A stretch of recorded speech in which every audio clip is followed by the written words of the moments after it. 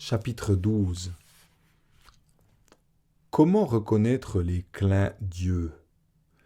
Évidemment, le problème, quand on cherche à percer les mystères de la vie, c'est de ne pas se tromper de signe. Avec un peu d'habitude, c'est assez simple, parce qu'il y a des clins Dieu partout. D'abord, Dieu, on le trouve partout où il y a de la lumière. La lumière est invisible, vous êtes d'accord. Ce qu'on voit, ce sont des choses éclairées. Eh bien, Dieu, c'est pareil. Il est invisible. Ce qu'on voit, ce sont les choses qu'il éclaire. Et pour ce qui est du soleil, vous pouvez lui faire confiance à Dieu.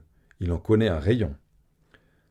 Dieu est dans le soleil de jour, dans la lune de nuit, et quand il a des éclipses, il apparaît discrètement dans l'obscure clarté des étoiles. Dans les églises et les cathédrales, les bâtisseurs ont tout fait pour que Dieu s'infiltre à l'intérieur quand il veut, par les vitraux, les rosaces et tutti quanti. Mais il y a bien d'autres lumières, dans le scintillement d'un torrent, dans l'or des feuilles d'automne, sur la nacre des dents, quand on sourit, dans la goutte de rosée, dans les yeux de maman, quand elle me regarde avec son grand soleil de tendresse. C'est par les yeux que tu perçois la lumière qui vient du dehors. C'est par les yeux que tu exprimes la lumière qui vient du dedans. Tu as remarqué? C'est par les yeux que tu reçois et que tu donnes.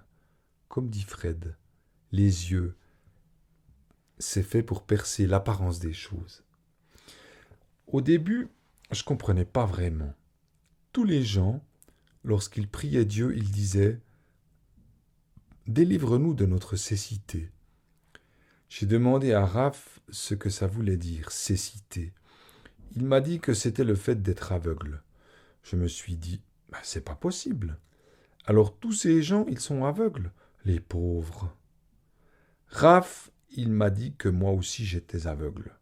Alors là, je lui ai dit, je te demande pardon, mais moi, je vois tout à fait clair. Il m'a dit, pas du tout. Et je me suis vexé. J'avais l'impression qu'il disait ça rien que pour me faire rager. Alors il m'a demandé, « Puisque tu vois si clair, peux-tu me dire la couleur du vent? Où est Monsieur Saint-Esprit et de quoi demain sera fait? Peux-tu me dire si la rencontre que tu vas faire aujourd'hui va changer toute ta vie, ou bien si tu vas l'oublier dans quelques jours? Peux-tu me dire ce qu'il y a derrière l'horizon et pourquoi tu ne veux voir les étoiles que la nuit? » Je suis resté bouche bée. Évidemment que je ne pouvais pas le dire. La moralité, m'a dit Raph, c'est que nous voyons le monde présent et le monde visible. Mais l'avenir et le monde invisible échappent à notre perception. Et à Morgan alors? Il est bien un déchiffreur d'invisible, non? Il déchiffre, oui, avec la complicité de Monsieur Saint-Esprit. C'est pour ça qu'il doit méditer longtemps avant, pour avoir une vision claire, ou plus exactement une clairvoyance. Mais il ne voit pas avec les yeux. Tu sais ce que disait le petit prince de Monsieur Saint-Exupéry. On ne voit bien qu'avec le cœur. L'essentiel est invisible pour les yeux. Donc, je venais de comprendre quelque chose de bigrement important. Les vérités cachées, ça n'existe pas. Les vérités ne se cachent pas. C'est notre étrange cécité qui nous empêche de les percevoir. Raison de plus pour faire attention au clin Dieu. Raph, c'est le cas de le dire, il venait de m'ouvrir les yeux, parce que ça révolutionnait complètement ma manière de prier, cette découverte-là. Habituellement, quand on prie, on demande à Dieu plein de trucs qu'on croit bons sur le moment. Mais puisqu'on est aveugle, comment peut-on savoir si ce sera toujours bon plus tard? On fait des choix, on prie pour que ça marche et ça échoue. Alors on a une crise de foi, on se dit, si Dieu existait, eh bien il y aurait une justice. C'est drôle. Dès qu'on a quelque chose à reprocher à Dieu, dès qu'il ne fait pas ce qu'on lui a demandé de faire, on se venge en lui disant qu'il n'existe pas. Tu parles, Dieu. Il rit comme un beau diable. D'ailleurs, je suis sûr que si Dieu faisait notre volonté, ce serait catastrophique. Il réaliserait tous nos caprices et on s'apercevrait plus tard qu'on s'est trompé. Alors on se tournerait vers Dieu et on lui dirait « Pourquoi tu m'as laissé faire ça ?» Donc il vaut mieux s'abandonner à la volonté de Dieu. Rien désirer d'autre que ce qu'il veut, lui. Tout le reste, c'est de l'orgueil, de la vanité, de l'aveuglement. Quand je prie maintenant, je demande plus rien à Dieu. Qu'est-ce que je pourrais lui demander puisque je suis aveugle et que je ne sais pas ce qui est bien et mal? Ce qui est bien aujourd'hui, demain je peux m'apercevoir que c'est mal. Alors ma prière, elle tient en 5 mots, qui ne changent jamais. Que ta volonté soit faite. Dieu merci, merci Dieu. Les clins d'yeux, au début, j'arrivais pas bien à les reconnaître. Moi, je croyais que Dieu, il était rien que dans des choses sacrées, qu'on le rencontrait que dans du solennel, comme à la messe le dimanche. Eh bien, pas du tout. Dieu, il est partout, pour la bonne raison que c'est lui qui a fabriqué le monde entier. Il est dans l'eau qui coule, dans l'oiseau qui chante, dans la sueur des hommes et dans le cœur qui donne. Même les petits riens, si on les fait avec l'élan du dedans, ils sont divins. Les sandwichs que maman me prépare, par exemple, c'est pas rien que du pain avec du jambon au milieu. Elle met de la tendresse dedans. Elle pense que son petit bout de chou, il sera drôlement content de mordre dans le sandwich quand il aura faim. Et c'est vrai que le sandwich, alors, il est divin. Il y a aussi les bonbons que maman glisse dans ma poche. Ils sont si délicieusement sucrés. Ils ont tellement la saveur de la tendresse que pour moi, ce sont des bonbons Dieu. C'est comme si le petit Jésus vous descendait dans la gorge en culotte de velours. Ça me fait fondre à chaque fois. Donc Dieu, il est responsable de toute la création. On dit même que c'est le grand architecte. Autant vous dire que c'est quelqu'un. D'ailleurs, si vous n'êtes pas content, en tant que locataire de passage, vous n'avez qu'à dire « Appelez-moi le propriétaire ». Dieu arrivera dans la seconde et demandera « C'est à quel sujet ?» Il voudrait que tout le monde soit content, Dieu, sur la terre des hommes. Seulement les gens, quand ça va pas, ils osent pas lui faire signe. Ils se disent « Dieu, il n'a que ça à faire ». Eh bien si, justement, c'est son grand plaisir, être là dès qu'on a besoin de lui, répondre toujours présent, mais à condition qu'on l'appelle, parce que, je vous l'ai déjà dit, il ne veut pas forcer votre porte. Alors, faites-lui plaisir, demandez-lui service. Ça m'arrive souvent à moi. Je l'invite dans mon fort intérieur. Dès qu'il est rentré, hop, je lève le pont-levis et on discute rien que tous les deux. Il me donne des conseils pour cultiver mon jardin intérieur. Il me dit comment il faut s'y prendre pour que mes fleurs s'épanouissent, pour que mes arbres donnent plein de fruits, et pour que les racines, elles aillent profond, profond. Parfois, il se fait un peu prier. Il faut attendre 24, 48 heures, mais il finit toujours par arriver. Il répond pas forcément du tac au tac. Il joue pas le malin. D'ailleurs, je vais vous dire, il répond pas avec des réponses. Il répond avec des questions. Il ne dit jamais « fais ceci, fais cela ». Il prend la voix de la conscience pour dire « est-ce que tu ne crois pas que… » Comment ça? Vous avez l'impression d'être libre tout en faisant la volonté de Dieu. Voilà, voilà. Dieu, c'est comme un papa. Il a l'air sévère, comme ça, difficile à aborder. On a toujours l'impression qu'il a autre chose à faire, des choses sérieuses, importantes. Et puis on s'aperçoit qu'il a tout plein de tendresse dans le dedans de lui. Et même s'il veut pas trop le montrer, eh bien, il est drôlement fier qu'on soit ses enfants.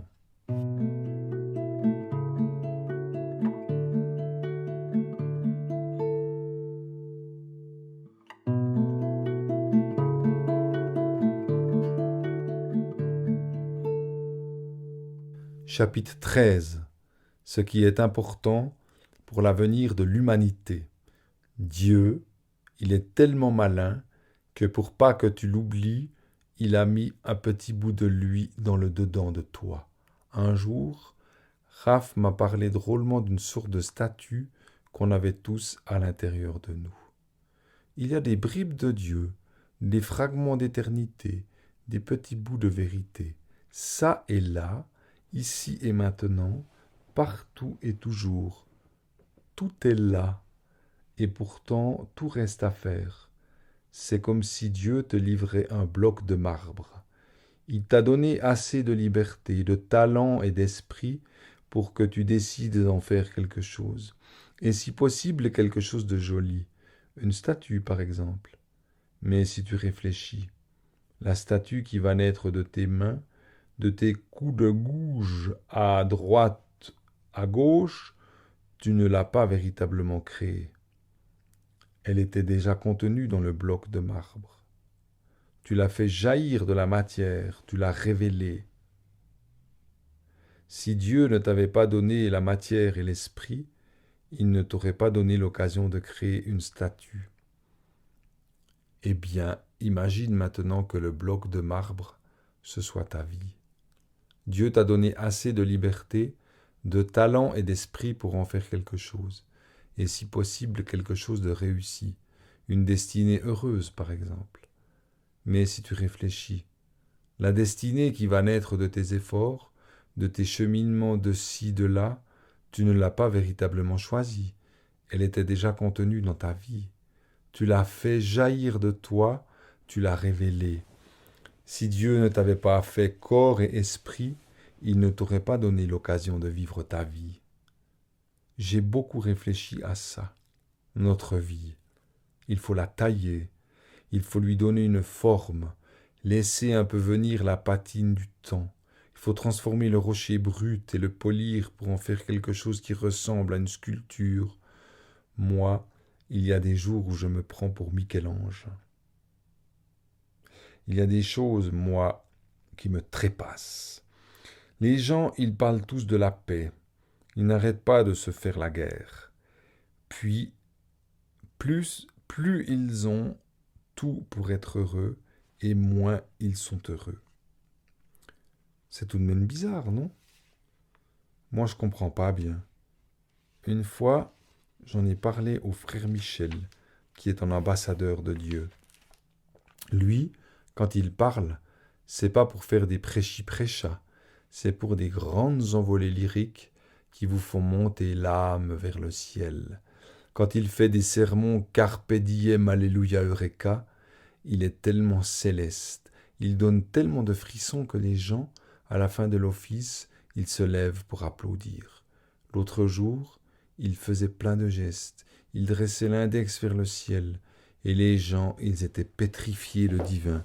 Frère Michel disait « Au lieu de songer à conquérir le monde, l'homme ferait mieux de songer à reconquérir sa souveraineté intérieure.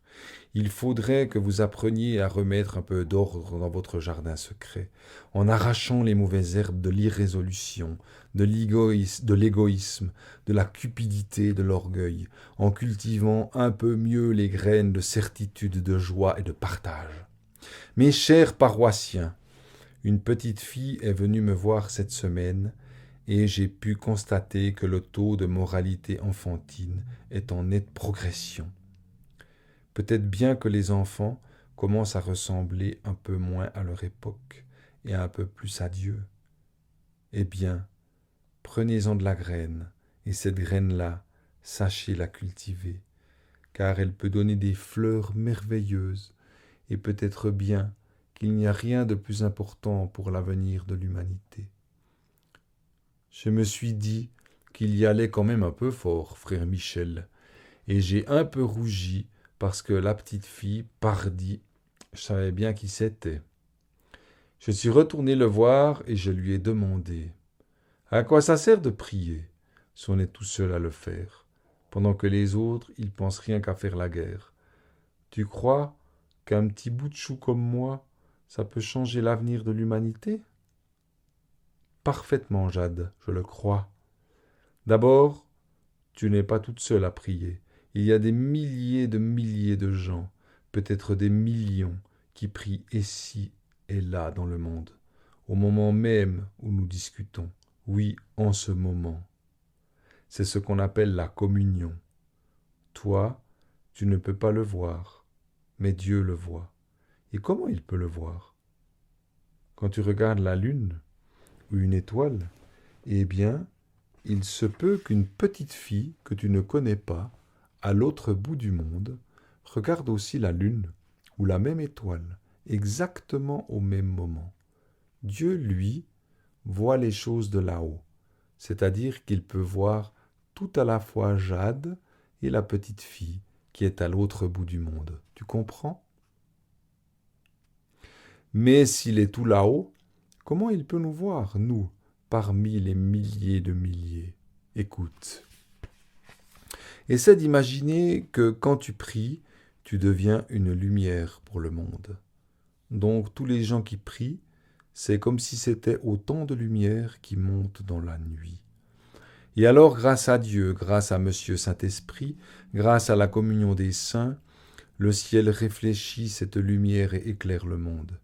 Et c'est comme ça que le monde va bien. Si personne ne priait, il n'y aurait plus de lumière. Et le monde entier sombrerait dans l'obscurité, le chaos, les ténèbres. C'est pour cela que ta prière est importante, Jade, parce que même si tu étais toute seule à prier, même s'il n'y avait qu'une seule lumière qui restait éclairée, eh bien, cela suffirait pour sauver le monde. J'aime bien l'écouter, frère Michel, parce que c'est un illuminé, et comme il illumine, il m'aide à y voir clair. Tout de même, ça m'a flanqué un peu la frousse, parce que je me suis dit qu'il y avait peut-être un soir où j'avais failli oublier de prier et que, un peu plus, si ça se trouve, le monde entier aurait pu se trouver dans le noir complet. Je ne pensais pas que j'étais quelqu'un d'aussi important, moi. Mais il m'a dit aussi, frère Michel, que prier, c'était pas uniquement avec des mots. C'était en répandant de l'amour tout autour, chaque jour, comme quand on met de la lumière qui diffuse dans une pièce noire. Donc, il faut être illuminé de l'intérieur pour éclairer à l'extérieur. Parfois, il donne des grands coups de pied dans les fesses de la conscience des gens, frère Michel, mais il a tant d'amour dans les yeux que toutes les paroissiennes, elles en tombent à genoux. Même que c'est pour ça que mes copains, plus tard, ils veulent être curés. Un jour, je lui ai demandé, « Frère Michel, c'est quoi aimer ?» C'est avoir envie de faire plaisir rien que pour le plaisir de faire plaisir. Gratis prodeo? Je lui ai dit. Bravo, c'est exactement ça, pour l'amour de Dieu. Ce que tu dois aimer dans l'autre, ce n'est pas son reflet, ce n'est pas le reflet de toi-même, c'est le reflet de Dieu. Et on peut être amoureuse de Dieu, tu crois? C'est pas un péché? Non seulement c'est le contraire d'un péché, mais c'est de la sainteté. Et on est très très heureux quand on aime très très beaucoup. Bien sûr, tu le sais bien. Oui, mais il y a des gens qui disent « Moi, je ne peux pas être heureux si les gens que j'aime sont malheureux. » Eh bien, ça fait un malheureux de plus. Et un malheureux de plus, tu crois que ça fait le bonheur? Ça fait même le bonheur de personne. Chacun reste dans son coin en attendant qu'il y en ait un qui se décide à donner le ton, à montrer l'exemple en étant heureux. Alors comment il faut faire? Aimer, ce n'est pas vouloir rendre l'autre heureux, c'est être heureux et offrir son bonheur à l'autre. Je commence à comprendre, je lui ai dit. En fait, je comprenais pas très bien. À la réflexion, je me suis dit qu'aimer, ça devait être encore une histoire de carpe diem, alléluia, eureka. Moi, il m'impressionne un peu, frère Michel, parce que quand il regarde, on dirait qu'il voit à travers. Il est habitué à déchiffrer l'invisible. Alors, en un coup d'œil, il lit votre topographie sentimentale comme si vos yeux c'était une carte de géographie, ou bien un livre d'histoire, ou bien un bulletin météo qui donne le temps qu'il fait à l'intérieur. Par exemple, je suis sûr qu'il a deviné que j'étais amoureuse de Dieu. Et puis, il déchiffre pas seulement l'invisible, mais aussi le grec, le latin et l'hébreu. Et ça, c'est très embêtant parce que mes secrets avec Raph, Tintin, il comprend tout.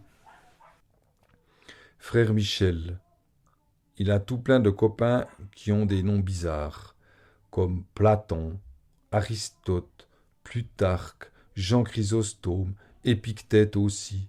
Je m'en souviens de celui-là, parce que c'est lui, paraît-il, qui a dit un jour « Les hommes se rendent malheureux, non par les choses qui arrivent, mais par leur manière de voir les choses qui arrivent. » J'ai pensé à mes nuages, gris foncé, et j'ai dit à frère Michel que j'aimerais bien le rencontrer, Épictète, histoire de causer un moment avec lui. Il a éclaté de rire, et il m'a dit que c'était tout bonnement impossible. Pourquoi c'est pas possible? Tu crois que je suis trop petite? Il continuait de rire. Non, c'est plutôt parce qu'il est trop vieux. Ah, quel âge il a? Pas loin de 2000 ans. Et alors? Moi je connais un vieux maître qui a 108 ans. Eh bien, on est très copains tous les deux. C'est possible, petite Jade. Mais Épictète, lui, est mort depuis longtemps. Ah. Alors, il faut attendre de passer de l'autre côté de la vie pour le rencontrer? C'est ça, peut-être bien. Dommage, j'avais plein de trucs à lui dire. J'espère que je m'en rappellerai plus tard. Je lui ai demandé à frère Michel pourquoi il fréquentait des types qui étaient morts depuis belle lurette. Il m'a répondu que c'était parce qu'ils avaient bien plus de choses à dire que les vivants. Rapport à leur sagesse? Sans doute. Mais surtout, grâce à eux, on peut rassembler des fragments d'éternité. C'est quoi des fragments d'éternité? Il a eu son grand sourire, comme une éclaircie rayonnante qui chasse le brouillard dans les esprits chagrins. C'est un peu comme un puzzle, vois-tu. Tu as des petits morceaux éparpillés et tu dois essayer de trouver un ensemble cohérent. Tu emboîtes des petites pièces de vérité, les unes dans les autres. C'est mon grand passe-temps à moi. Et quand le puzzle est terminé, c'est quoi l'image de la fin? Ça, je ne sais pas encore. Et toi, qu'en penses-tu? J'ai comme l'impression que ça pourrait bien être l'image du bon Dieu, non?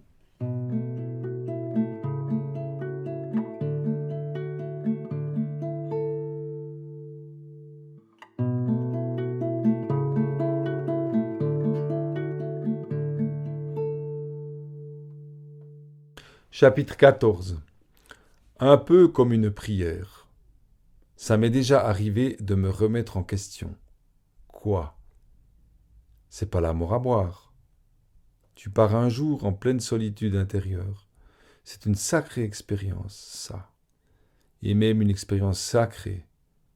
Frère Michel, il répète souvent ce qu'un de ses copains grecs disait. Mon Dieu, donnez-moi le courage de changer les choses que je peux changer, la sérénité d'accepter les choses que je ne peux pas changer, et la sagesse d'en voir la différence. C'est la grande traversée du désert.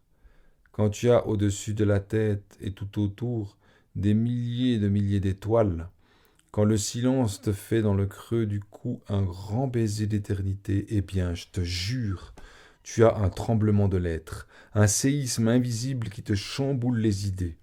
Après, tu les retrouves pêle-mêle, enchevêtrées. Faut tout passer au tamis pour distinguer la poussière et la poudre d'or. Quand tu as bien remué comme ça, c'est sûr, tu es capable de métamorphoser des pépites d'enchantement avec des paillettes d'idées neuves. Carpe diem, alléluia, eureka. Dieu, il a tout plein de sésame dans son escarcelle.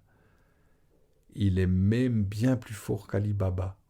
Il peut dire n'importe quand « Homme, ouvre-toi » et l'homme ouvre son cœur, parce que c'est l'endroit que Dieu donne comme rendez-vous quand il veut rendre visite à quelqu'un. Ce matin, j'étais tellement heureuse que j'avais envie de serrer le monde entier contre moi dans mes 2 petits bras, de le barbouiller de bisous et de lui faire des câlins avec un grand soleil de tendresse, comme maman fait quand je suis chagrin. Peut-être que le monde, il irait mieux après. Il n'y aurait plus de nuages gris foncé au-dessus, mais rien que du ciel bleu à perte de vue, à perte d'infini. Peut-être que les hommes, ils ne penseraient plus qu'à sourire, parce qu'ils se sentiraient aimés. Ce serait drôlement chouette, la vie, non ? On inviterait Monsieur Saint-Esprit pour trinquer à la vie, à l'amour, à l'éternité. On entendrait monter des chants dans la nuit, dans le vent. À Morgan leur apprendrait aux hommes la plénitude de l'instant. Frère Michel, il n'en reviendrait pas de voir des millions de lumières monter vers le ciel, et Raph, il aurait tout plein de clients. Le Spirit of Wonder serait la mascotte des temps nouveaux. Ouais! Tout le monde redécouvrirait l'esprit d'émerveillement. Ce serait un sacré grand jour, ça.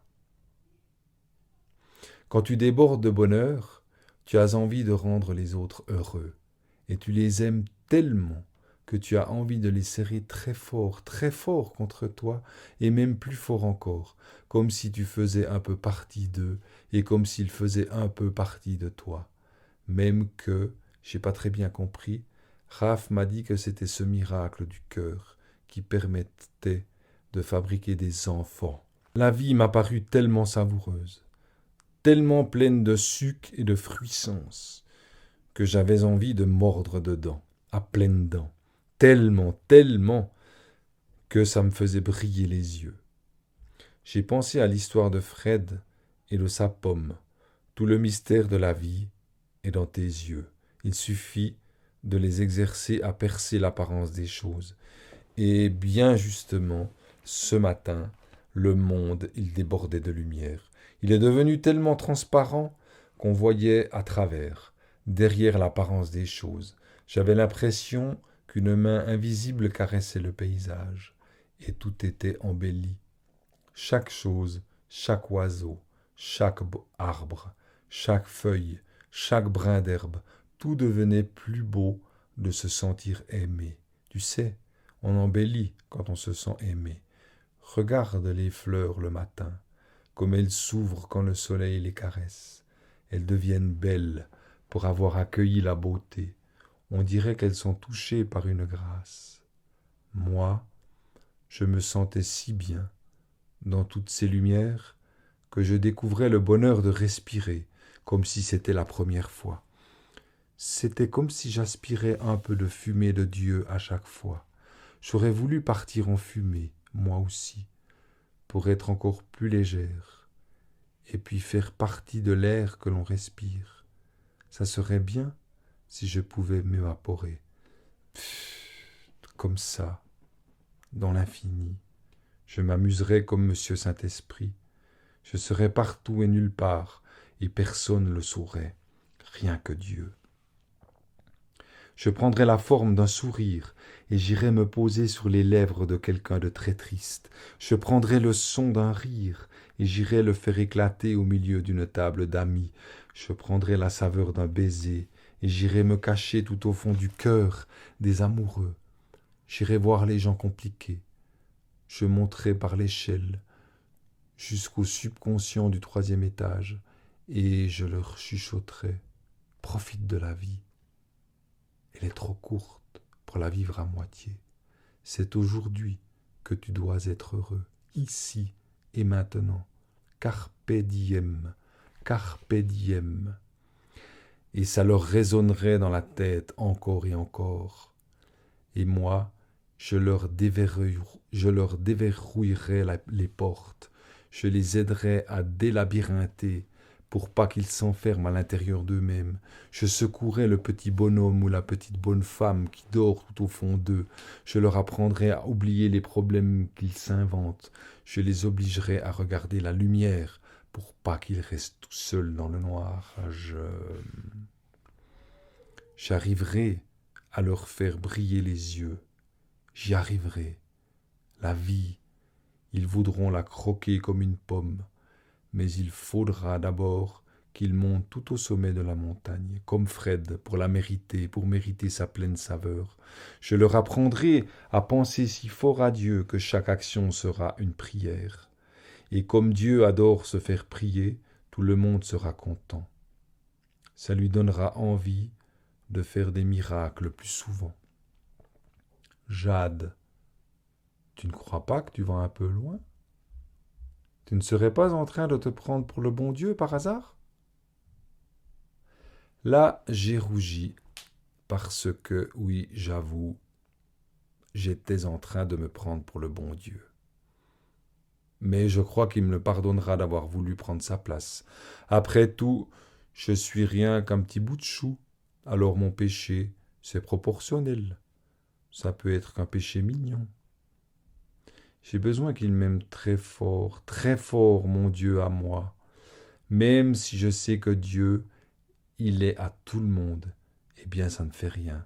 Je fais comme s'il était à moi toute seule, comme s'il avait un petit faible pour Jade par rapport à tous les milliards d'êtres humains et de brins d'herbe. D'ailleurs, des comme moi, Dieu, il n'en fabrique pas tous les jours, hein? Ça lui demande beaucoup de travail. Alors après, il se repose. Il met un peu de coquetterie par-ci, un peu de malice par-là, un peu de sensibilité partout, de la gaieté en altitude et du mystère en profondeur. Quand il met tout ça dans la même personne, le résultat, c'est un cocktail pétillant, fruité et tonique qui s'appelle Jade. Bon, pour me faire pardonner d'avoir voulu prendre la place de Dieu, je vais me faire tout petite. Je vais me cacher parmi tous les milliards de brins d'herbe. Je vais lui faire une prière, mais pas avec des mots, avec la musique du vent et toute la force du dedans. Monsieur Saint-Esprit, ce sera le général en chef de l'armée des brins d'herbe, ou bien mieux, ce sera le chef d'orchestre. Et dans la brise du soir, au coucher du soleil, tous les brins d'herbe se mettront au diapason de Dieu, et ça fera un hymne si harmonieux et si beau dans le creux de l'oreille, que Dieu, il en aura des frissons dans le dos, et que, oui, peut-être même qu'il en pleurera. Hier soir, avant de m'endormir, j'ai dit à Dieu, que ta volonté soit faite. Et puis, j'ai pensé qu'il y avait peut-être une manière plus jolie de le dire. Au fond, il n'y a rien que Dieu qui peut sauver le monde dans sa saveur. J'ai réfléchi, et alors j'ai dit, que ta volonté soit faite. Eh bien, tu sais quoi? Il a souri, et, je te jure, il m'a fait un sacré clin d'yeux.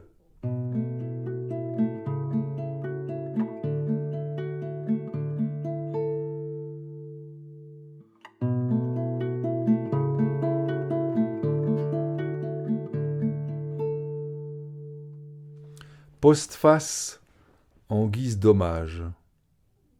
Jade a été mise en livre comme on met un parfum dans un flacon, non pas pour l'enfermer, mais précisément pour que ce parfum, dans sa trace invisible et insistante, vienne égayer l'atmosphère, exhaler sa fragrance vivifiante à tous les vents, taquiner jusqu'à notre manière de respirer l'instant, en un mot, donne envie de voir la vie en beau. Et si j'ai aujourd'hui des gratitudes à exprimer, c'est que Jade est bien plus qu'une héroïne de livre, et bien mieux qu'une créature éthérée sortie d'un conte. Comment dire? On parle d'un esprit de parfum lorsqu'on recueille la quintessence des fleurs après distillation, n'est-ce pas? Eh bien, pareillement, on peut parler d'un esprit de jade, aussi subtil et aussi peu définissable qu'un parfum de nuit d'été, d'enfance et de ciel. Je ne dis pas cela pour faire joli, mais parce que c'est vrai. Peut-être penserez-vous que je veux me mettre en valeur. Or, je vous promets que je n'y suis vraiment pour rien. C'est une divine alchimie que, naturellement, seul Monsieur Saint-Esprit est capable de réaliser. Amis lecteurs, vous avez de telles initiatives pour manifester votre suffrage pour Jade que je reçois, en dépit de mon anonymat médiatique, une qualité et une ferveur de témoignage, à faire pâlir n'importe quelle personnalité en vue. Cette irrévérence me plaît. Elle prouve que c'est l'esprit d'enfance qui sauvera le monde, que la joie est dans l'école buissonnière, et que la vérité est un jeu consistant à voler à tire d'âme de terre à paradis. Et surtout, que l'émerveillement est comparable au firmament, purifié des mauvaises brumes de la résignation et de l'indifférence. Sous sa lumière apparaissent magnifiquement les éclairs horizons de l'espérance. De nombreux lecteurs m'ont écrit qu'après avoir lu Jade, jamais plus ils ne regarderaient la vie comme avant. Pareille appréciation m'enchante et me fascine. Précisément, la plus belle chose que l'on puisse apporter aux autres, n'est-ce pas de les révéler à eux-mêmes, de les inviter à rejoindre l'autre rive, où les attend le festin des noces éternelles? Voulez-vous connaître le plus beau compliment qu'il m'ait été donné de recevoir? Il est comme le murmure d'une source vive et incite à respirer fort, comme l'on fait au contact d'un air de haute altitude. Il dit « Merci d'exister ». Mieux qu'un compliment, c'est un débordement d'amour. Dans la bouche de ma bien-aimée, ce mot m'a fait littéralement renaître. Sous la plume de mes lecteurs, il m'encourage à donner le meilleur de moi-même. Je crois bien que c'est avec Jade que j'ai compris cette petite vérité essentielle. Exister véritablement, c'est être de toutes les fibres de son être. Il ne peut y avoir de plénitude sans engagement. Il ne peut y avoir d'engagement sans foi, ni don de soi. C'est cela, croire et donner. N'est-ce pas la plus authentique façon d'aimer? À de nombreuses reprises, on m'a suggéré d'écrire une suite de Jade. J'ai décidé de répondre non.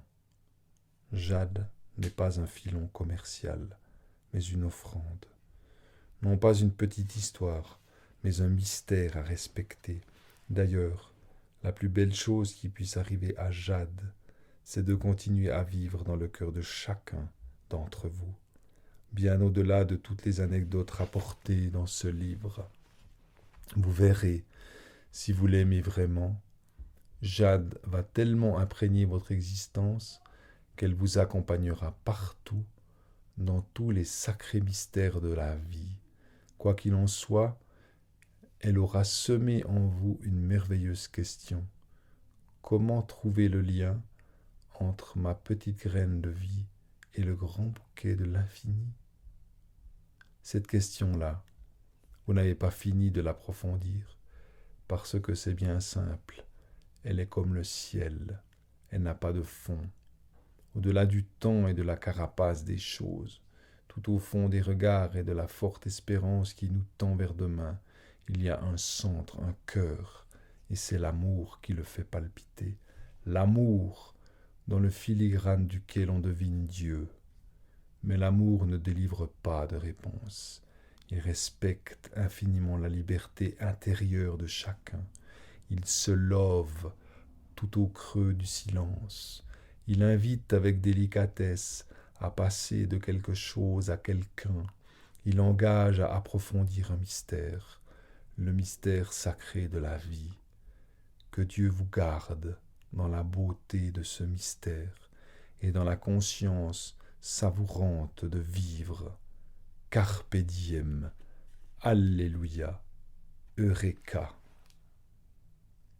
François Garagnon, Les Marquisats, janvier 1996.